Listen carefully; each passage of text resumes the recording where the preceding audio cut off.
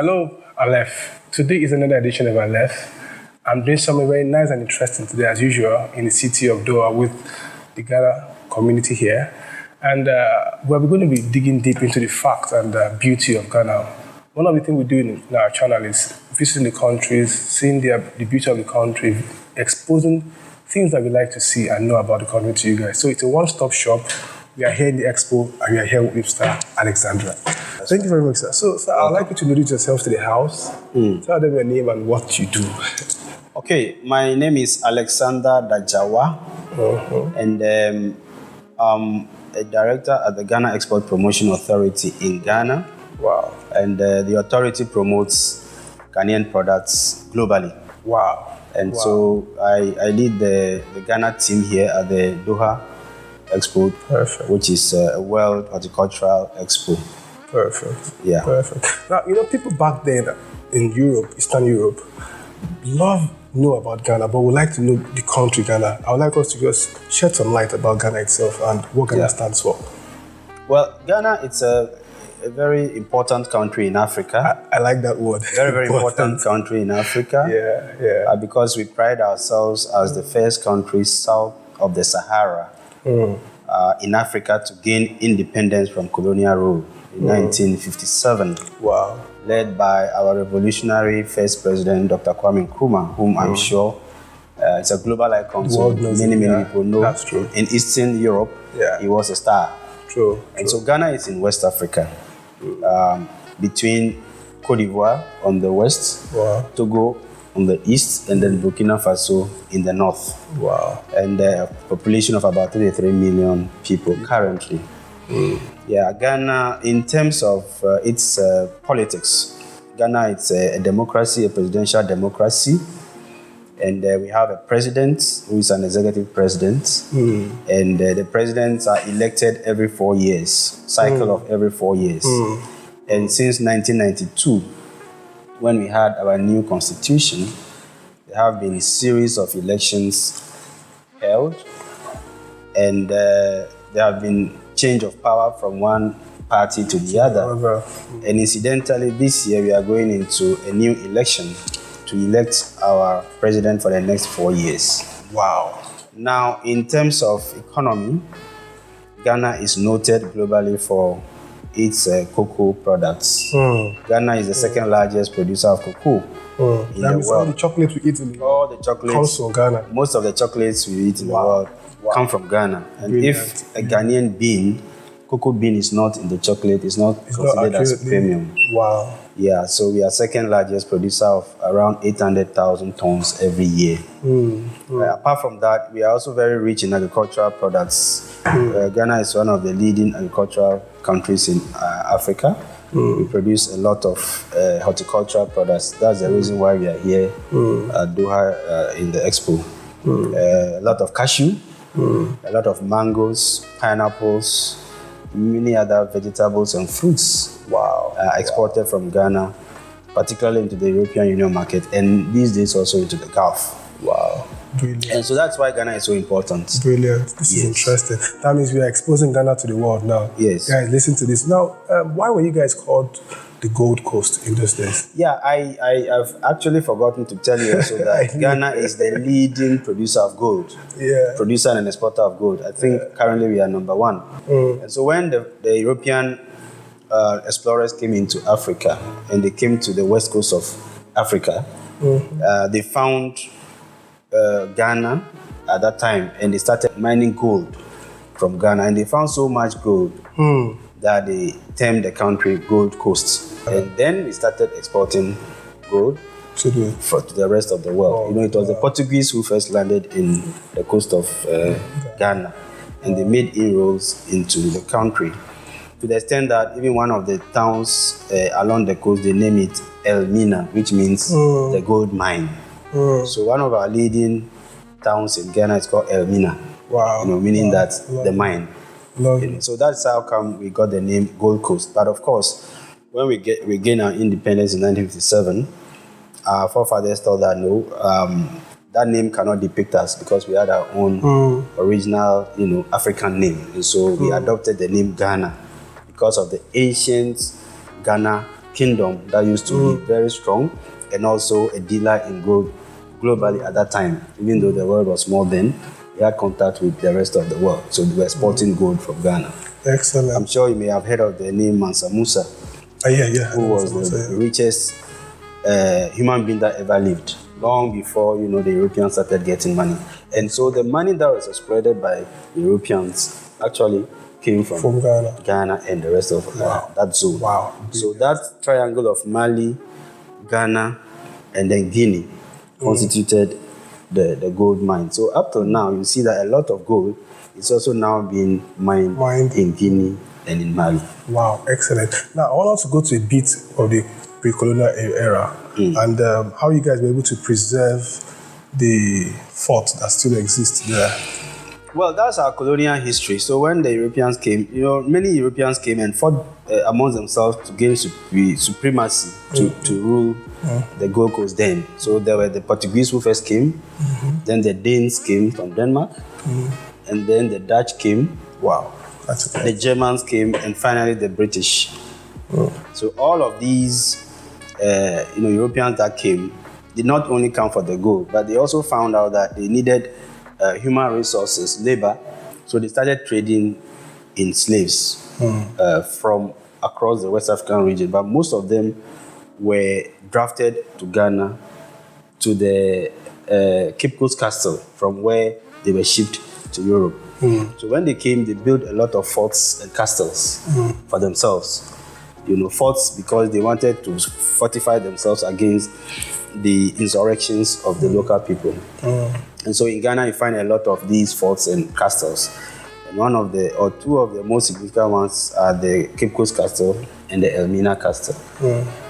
So when eventually we won independence and they left, these relics of colonialism remained. And we thought that we could not just destroy it like that, but we should preserve it for history and those who are yet to be born to also come and see what had happened in the past and how the Europeans had subjugated our people. So these castles and forts have now been preserved, and it's a historical site for many, many, many tourists, particularly from the diaspora, who considered Ghana as their home. So each year they come in their numbers and they go through the process. There is a portion of the Cape Coast Castle that we call the door of no return. So from there they are all chained and then they are taken into the ship. And so it's a very emotional moment for our diasporans in the US and all other places when they come and they are taken through the process. They always weep to see that this is what the Europeans had done to our forefathers. Perfect. Now, this is interesting, guys. So let's come to the Ghana of now. Yep. And how Ghana is really making good use of their time here in Qatar. So what's the broad view for it for now?